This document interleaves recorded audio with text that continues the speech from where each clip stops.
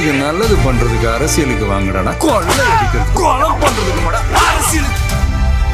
இப்போ தகவல் வருது, திண்டுக்கல்ல மதுரையான்னு தெரில, அந்த பார் ஏஜென்சியை வந்து நடத்துகிறவங்கள்ட்ட கமிஷன் கேட்குறதா டிவிகே ஆட்கள் கேட்குறதா எனக்கு தகவல் வருது. நான் இதை முதலமைச்சருக்கு நான் எச்சரித்து முதலமைச்சருக்கு நான் வந்து ரிக்வஸ்ட்டாக சொல்கிறேன். முதல்ல கிள்ளி எடுங்க. நம்ம கட்சியிலேருந்து ஒரு பைசா ஒரு இடத்துல வாங்கக்கூடாது, மிரட்டக்கூடாது. ஒரு சேனல் விட மாட்டேன், எல்லா சேனல்லையும் நான் பேசுவேன். கள்ள லாட்டரி சீட்டு வர மாதிரி இது ஒரு தகவல் வருது. அது அர்ஜுனா அவர்களே, நாளைக்கு உங்கள் பேர் கெட்ட பேர் ஆகிடும். ஏன்னா நீங்கள் நம்ம கட்சியில் வந்து அந்த லைனில் தான் இருந்திருக்கீங்க.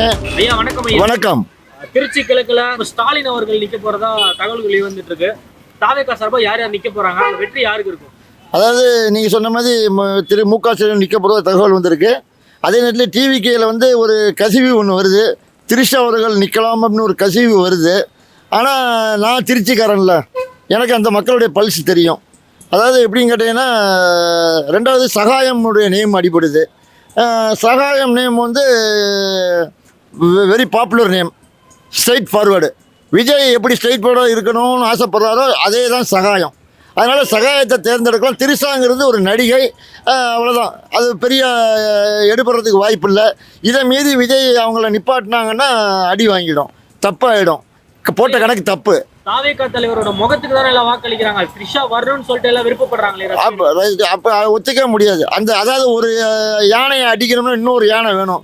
அப்போ ஸ்டாலின் ஐயா அடிக்கணும் இன்னொரு யானை சகாயம் தான். அதில் மாற்று கருத்தே கிடையாது. ரெண்டாவது அந்த திருச்சிங்கிறது அவ்வளோ ஈஸி கிடையாது. அது நேருவோட கோட்டை. அந்த திருச்சி ஃபுல்லாகவே நேருவோட கோட்டை. இப்போ நான் விஜய் அவர்களுக்கு, என்னுடைய மகனுக்கு நான் வந்து ஒரு அறிவுரை சொல்ல விரும்புகிறேன். நீங்கள் வந்து ஈஸியாக நீங்கள் இருக்கும்போது நீங்கள் ஜெயிச்சிட்டீங்க, எனக்கு ஒன்றும் பிரச்சனையே இல்லை. இப்போ நீங்கள் அடுத்த ஆளை நிப்பாட்ட வைக்கிறீங்க. இப்போ எவ்வளோ பைசா முடியுமோ, எவ்வளோ காசை கொண்டு திருச்சியில் கொட்ட முடியுமோ நேரு கொட்டுவார். அது வந்து மாற்ற கருத்தே கிடையாது. எப்படியாவது சட்டசபையில் ஒரு எம்எல்ஏவாக ஆக்கி அவரை கொண்டு வரணும், எழுத்து பேசணும் வைக்கணும் அப்படின்னு ஒரு கான்செப்ட் போடுறாங்க. சத்தியமாக எவ்வளோ செலவு பண்ணாலும் சரி. ஆனால் டிவிகே தொண்டர்கள் நீங்கள் செலவு பண்ணுறதுக்கு வாய்ப்பு இல்லை. அதனால் நீங்கள் உங்கள் உழைப்பை இப்போதுலேருந்தே ஸ்டார்ட் பண்ணுங்கள். தெருவாக போங்க, வீதியை போன ட்ரிப்பு வந்து விசிலுக்கும் விஜய்க்கும் கிடைச்சது. இந்த ட்ரிப்பு அவர் முதல்வர் ஆகிட்டார். பொறுப்பை நம்ம கையில் தான் இருக்குது. முதல்வர் வந்து இப்போ அரசாங்க அதிகாரி ஆகிட்டார். அதனால் அவரால் இறங்கி எதுவும் ஃபீல்டில் வர முடியாது. அதனால் நம்ம தான் அந்த பொறுப்பை எடுத்து பண்ணணும். நான் என்னால் எவ்வளோ யூடியூப் சேனல் மூலமாக நான் சப்போர்ட் பண்ணணுமோ சகாயத்துக்கு நான் சப்போர்ட் பண்ணுறேன். அதில் எந்த மாற்று கருத்தும் கிடையாது. ஏன்னா அது என் ஊர். அவருக்கு நான் செய்யாமல் இருக்க மாட்டேன். கண்டிப்பாக எல்லா சேனலையும் கூப்பிட்டு நான் பேசுவேன். அவரை எப்படி என் பையனை வெற்றி அடைய வச்சேனோ அதே மாதிரி சகாயத்தை வெற்றி அடைய வைக்கிறது எனக்கு பெரிய விஷயமே இல்லை. நான் ஈஸியாக அவர் ஜெயிக்கக்கூடிய வாய்ப்பு இருக்குது. எனக்கு திருச்சியில் பேசக்கூடிய வாய்ப்பை என்னுடைய பையன் விஜய் அவர்கள், முதலமைச்சர் அவர்கள் என்னை கூப்பிட்டு அங்கே நீங்கள் வந்து உங்களுடைய பேச்சை பேசுங்க அப்படின்னு எனக்கு கட்டளை இட்டால் கண்டிப்பாக நான் சகாயத்துக்கு ஆதரவாக திருச்சியில் அவர் கூடயே இருந்து ஒவ்வொரு மேடையும் நான் பேசி அவர் கூடயே இருந்து நான் பண்ணக்கூடிய வாய்ப்பை நான் நினைக்கிறேன். அதுக்கு வந்து முதல்வர்கள் எனக்கு அந்த பெர்மிஷனை தருமாறு தாழ்மையுடன் கேட்டுக்கொள்கிறேன். சகாயத்துக்கு ஆதரவு கொடுக்குற நீங்க ஏன் ஒரு பெண்ணுக்கு ஆதரவு கொடுக்க மாட்டீங்க? த்ரிஷா ஒரு பெண் தானே. அப்படி கிடையாது. இவர் அரசு அதிகாரியாக இருந்தவர். எது நல்லது கெட்டதுன்னு தெரியும். நாளைக்கு விஜய்க்கு ஒரு ஆலோசனை சொல்லணும்னா அதுக்கு ஒரு பொறுப்பு வேணும். அப்போ வந்து ஒரு எம்எல்ஏ இருக்கார் அப்படின்னு ஒரு பொறுப்பு இருக்குல்ல. ஏற்கனவே ஒரு அதிகாரியாக இருந்தால் ஒரு பொறுப்பு இருக்குல்ல. அப்போ அவர் எப்படி பேசுவார், எப்படி நடந்துப்பார்? இந்த அம்மாவுக்கு என்ன தெரியும்? இவங்களுக்கு தெரியாது. இப்போ விஜய் எப்படி புதுசாக வந்து டைம் கேட்குறாரு. விஜய் வந்து நாலேஜ் உள்ளவர், அரசியல் நாலேஜ் உண்டு. அவங்க அப்பாவுக்கு அரசியல் நாலேஜ் உண்டு. இப்போ 3 நாளாக பார்த்தீங்களா அவருடைய மக்களுக்கு செய்ய வேண்டியதெல்லாம் ஓப்பனாக சொல்லிட்டாரு. என்னால் எதுவுமே முதல்ல செய்ய முடியாது அப்படின்ட்டாரு. இப்போ நான் உங்கள் சேனல் மூலமாக சொல்லிக்க விரும்புகிறேன். நீங்கள் ஒவ்வொரு ஊர் டிஸ்ட்ரிக்டாக போனீங்கல்ல, அந்த ஊர் பிரச்சனையெல்லாம் மக்கள்கிட்ட கேட்டு வாங்கினீங்கல்ல, அந்த ஃபைலை எடுங்க முதல்ல. இப்போது அந்த ஃபைலை எடுத்து கலெக்டர் எந்தெந்த டிஸ்ட்ரிக்ட்டும் அந்தந்த கலெக்டருக்கு ஒரு காப்பி அனுப்பிச்சி விடுங்க மெயிலில். அதில் என்னென்ன ப்ராப்ளமோ அந்த ப்ராப்ளத்தை அந்த கலெக்டரை சால்வ் பண்ண சொல்லுங்கள். அங்கே இருக்கிற மாநகராட்சி பைசா இருக்குல்ல, அதை வச்சு அவரை சால்வ் பண்ண சொல்லுங்கள். அப்படி அதிகமாக தேவைப்பட்டால் நீங்கள் அடுத்த ஸ்டெப்பு நீங்கள் அங்கே ஃபீல்டில் இறங்கலாம். நீங்கள் இப்போவே ஒவ்வொரு மொத்தமாக செஞ்சிடலாம். மொத்தமாக பணி சுமையை நீங்கள் ஏற்றுக்காதீங்க. அந்தந்த கலெக்டருக்கு எல்லாம் முதல்ல கொடுங்க. நீங்கள் கொண்டு போன ஃபைலை அவர் சரி பார்க்கட்டும். அங்கே என்னென்ன பிரச்சனை, அவங்க மக்கள் சொன்ன பிரச்சனைகளும் நீங்கள் கொடுத்துருக்கிற ரிப்போர்ட்டு கரெக்டாக இருக்கான்ட்டு. கரெக்டாக இருந்ததுன்னா அங்கே இப்போ உங்களுக்கு ஃபண்டு வேணும், உடனே மேயர் தேர்தலில் ரெடி பண்ணுங்க. மேயர் தேர்தல் ரெடி பண்ணி மாநகராட்சியில் இருக்கிற பைசா கொண்டு மக்களுக்கு என்ன செய்யணுமோ அந்த வேலையை செய்ய சொல்லுங்கள். அதுக்கப்புறம் நீங்கள் மொத்தமாக செலவு பண்ணக்கூடியது அப்புறம் பார்த்துக்கலாம். சரி, நீங்க நேத்து வரைக்கும் விஜய்க்கு ஆதரவு கொடுத்தீங்க, இப்ப என்ன கேள்வி கேக்குறீங்க? திமுக கிட்ட காசு வாங்கிட்டீங்களா? அப்படி கிடையாது. விஜய் அப்போ அரசியல் கிடையாது, அரசியல் தலைவராக வரல. அதாவது போட்டி போட்டு ஜெயிச்சு இப்போ அவர் சிஎம் ஆகிட்டாரு. இப்போ நான் அவருக்கு சப்போர்ட் பண்ணி பேசணும். அவர் செய்கிற நல்லதும் கெட்டதும் அவருக்கு தெரியாமல் போய்டும். கூட இருக்கிறவன் ஜால்ரா அடிப்பான். நெல்லைக்கு தெரிஞ்சாலும் ஜால்ரா அடிக்க வேண்டிய அவசியம் இல்லை. அன்னைக்கு மக்கள் இவரை வர சொல்லி முதலமைச்சர் ஆக்கணும், ஐயா நீங்கள் முயற்சி பண்ணுங்க. அந்த முயற்சியை பண்ணி கொடுத்து அவர் முதலமைச்சர் ஆக்கிட்டேன். இப்போ அவர்கிட்ட நான் என்ன வேலை வாங்குறது?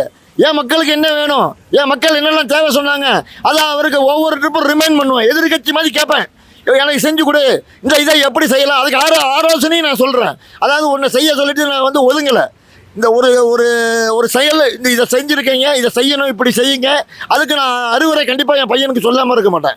கண்டிப்பாக சொல்லுவேன். ஒரு சேனல் விட மாட்டேன், எல்லா சேனல்லையும் நான் பேசுவேன். அவருக்கு அன்றாடம் அறிவுரை சொல்கிறேன்.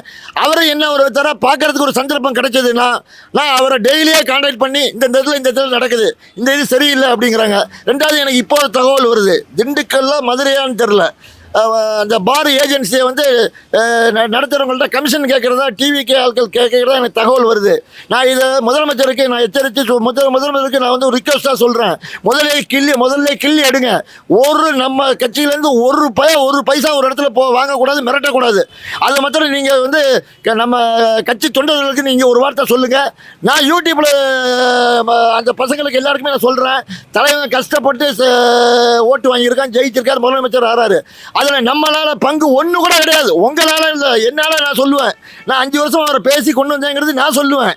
நீங்கள் ரசிகர்கள் நாங்கள் உழைச்சோம் நீங்கள் சொல்ல முடியாது. ஏன்னா தலைவன் என்ன சொல்லிட்டான், விசில் சின்னம் விஜய், விசில் சின்னம் விஜய் அப்படின்னா அதுக்கு தான் மக்கள் ஓட்டு போட்டிருக்காங்க. நீங்கள் இப்போ அவர் ஆட்சியில் இருக்கிறதுனால அவர் கட்சி பணியை பார்க்க முடியாது. நம்ம தான் இறங்கி கட்சி பணியை எல்லாமே செய்யணும். எந்த விஷயத்தில் தவறு நீங்கள் இப்போ கண்டிக்கணும், வேணான்னு சொல்லலை. தவறுக்கு நம்ம உடந்தையாகக்கூடாது. ஒரு டிவிகே தொண்டன் கூட தவறுக்கு உடந்தையாகக்கூடாது. நான் அதே மாதிரி டிவிகே தொண்டருக்கு பணிவாக சொல்கிறேன், தயவு செய்து நீங்கள் தவறு பண்ணாதீங்க. தவறு பண்ணினா என் தலைவன் தண்டிக்கிறானோ இல்லையோ, என் பையன் தண்டிக்கிறானோ இல்லையோ, நான் எந்த இடத்துல நடந்தோ அந்த இடத்துக்கு போய் நான் போராட்டம் பண்ணுவேன். கண்டிப்பாக முதலமைச்சருக்கு தெரிகிற அளவுக்கு போராட்டம் பண்ணுவேன். எங்கே டிவிகே தப்பு பண்ணினால் கண்டிப்பாக நான் எதிர்கொள் கொடுப்பேன். அது தப்பு.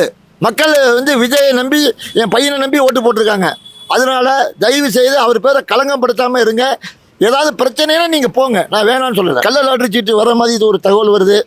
ஆதவ அர்ஜுனா அவர்களே, நாளைக்கு உங்கள் பேர் கெட்ட பேர் ஆகிடும். ஏன்னா நீங்கள் நம்ம கட்சியில் அந்த லைனில் தான் இருந்திருக்கீங்க, மாமனார் அந்த லைனில் தான் இருந்திருக்கிறாரு.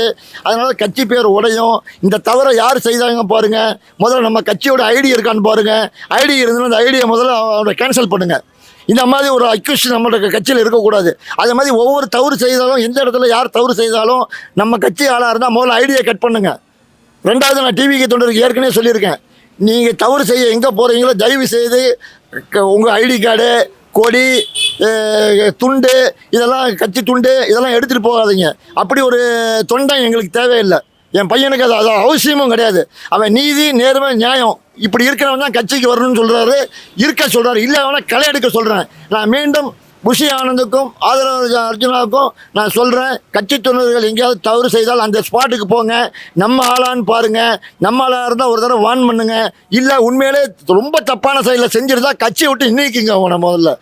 நான் அவனையும் விளம்பரப்படுத்துங்க. இந்த நபர் நம்ம கட்சி பேரை சொல்லி கேவலப்படுத்திட்டான், அதனால் நாங்கள் கட்சி விட்டு நீக்கிட்டோம்னு அந்த நபரையும் நீங்கள் வெளியே கொண்டாங்க. சப்போர்ட் பண்ணி பேசாதீங்க. மிஸ்டர் புஷி ஆனந்த், ஆதரவு அர்ஜுனா 2 பேருக்கு நான் சொல்கிறேன். நான் உங்களை நேரில் பார்க்கணுன்னு பல தடவை வந்தேன், பார்க்க முடியலை.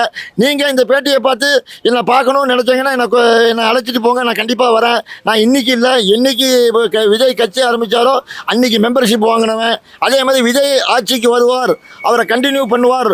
அப்படி இடையில கொஞ்சம் ப்ராப்ளம் ஆகும். அந்த மாதிரி நான் டெய்லி ஒவ்வொரு நாள் இவர் என்ன பண்ணுறாரோ, இவரை நீங்கள் ஃபாலோ பண்ணுறதே இல்லையோ, நான் ஃபாலோ பண்ணிக்கிட்டே இருக்கேன். விஜய் எந்த நேரத்தில் எந்த தப்பு பண்ணுறாரு, எது நல்லது பண்ணாலும் கண்டிப்பாக பாராட்டுவேன். தப்பு பண்ணால் கண்டிப்பாக நான் எதிர்ப்பேன். இதில் மாற்று கருத்தே கிடையாது. அதனால் புஷி ஆனந்த் அவர்கள், ஆதரவு அர்ஜுனா அவர்களே, நீங்கள் வந்து கட்சியில் கொஞ்சம் ஸ்ட்ரிக்டாக இருங்க.